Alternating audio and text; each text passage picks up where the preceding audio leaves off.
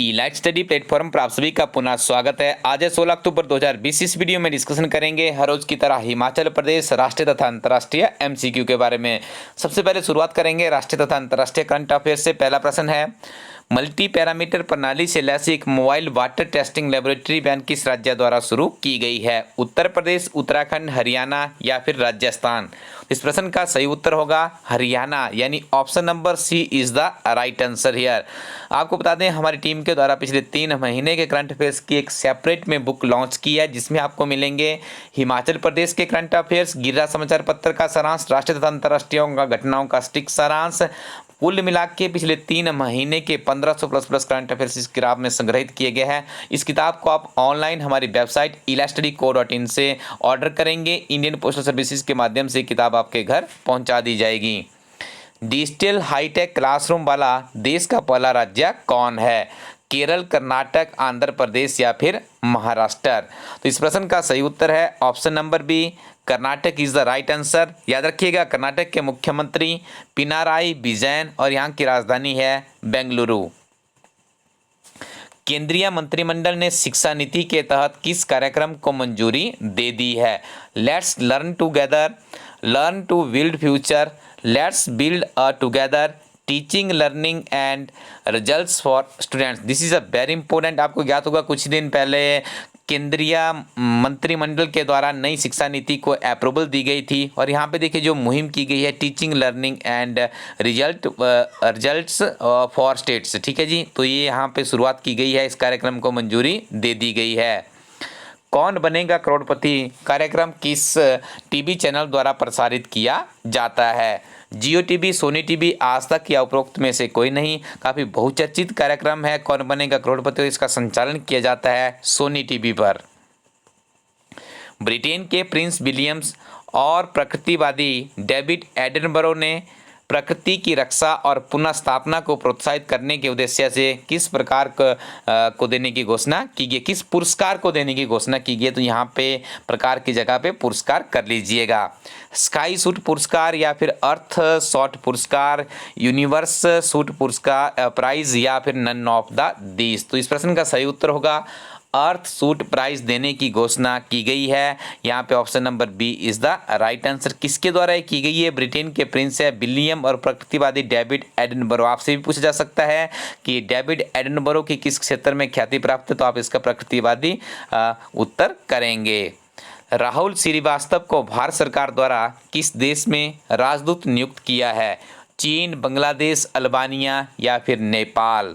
सोचिए इस प्रश्न का सही उत्तर क्या हो सकता है। तो आपको बता दें, the right answer is here option number C, यानी Albania is the right answer.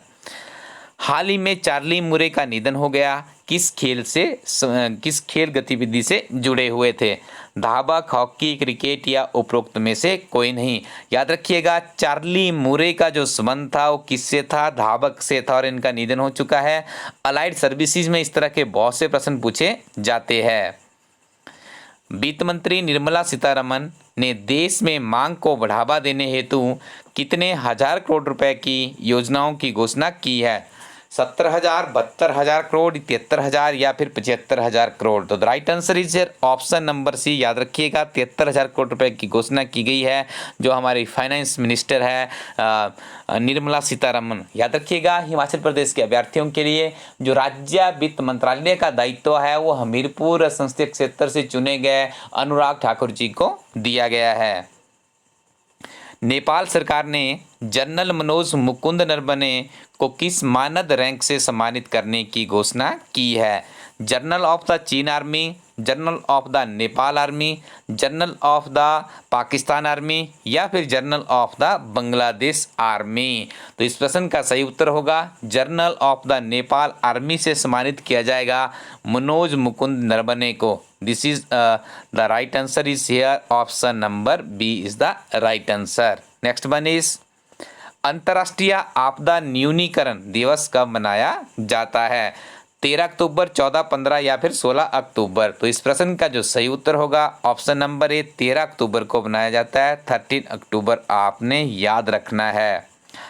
आगे डिस्कशन करेंगे हिमाचल प्रदेश के बहुत ही महत्वपूर्ण करंट अफेयर्स के बारे में। आपको बता दें हमारे हिमाचल प्रदेश एक समग्र अध्ययन किताब हिमाचल प्रदेश की विभिन्न तरह की प्रतियोगी परीक्षाओं में जो हिमाचल प्रदेश का सामान्य ज्ञान पूछा जाता है उसके लिए बहुत उपयोगी किताब है। एक बार आप उस किताब को जरूर ट्राई कीजिएगा। उसके लिए विजिट कीजिए हमारी वेबसाइट elaststudy.co.in। हिमाचल प्रदेश सरकार द्वारा बेटी बचाओ बेटी पढ़ाओ के अंतर्गत लड़कियों के जन्म पर बीपीएल परिवारों को दी जाने वाली एक मुश्त सहायता राशि को 10,000 रुपये से बढ़ाकर कितने रुपए किया है? 12,000, 13,000, 14,000 या फिर 15,000। इस प्रश्न का सही उत्तर होगा ऑप्शन नंबर ए, 12,000 रुपये तक इसे बढ़ाने का निर्णय हिमाचल प्रदेश सरकार द्वारा ले लिया है। मुख्यमंत्री बाल उदार योजना के अंतर्गत दूसरी कक्षा से 8वीं कक्षा में प्रथम 2 स्थान प्राप्त करने वाले बाल एवं बालिका आश्रमों के बच्चों को वित्तीय वर्ष 2019-20 में कितने रुपए वार्षिक छात्रवृत्ति प्रदान की गई? 10,000, 20,000 रुपये या फिर 30,000 रुपये या 40,000 रुपये। तो इस प्रश्न का सही उत्तर होगा ऑप्शन नंबर ए, 10,000 रुपये।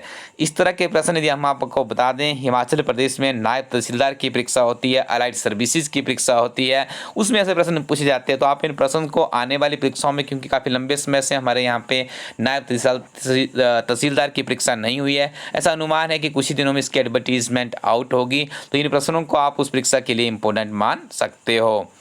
चूड़धार में किस देवता का प्राचीन मंदिर स्थित है? पहले याद रखिएगा जो चूड़धार है कहाँ पे पड़ती है।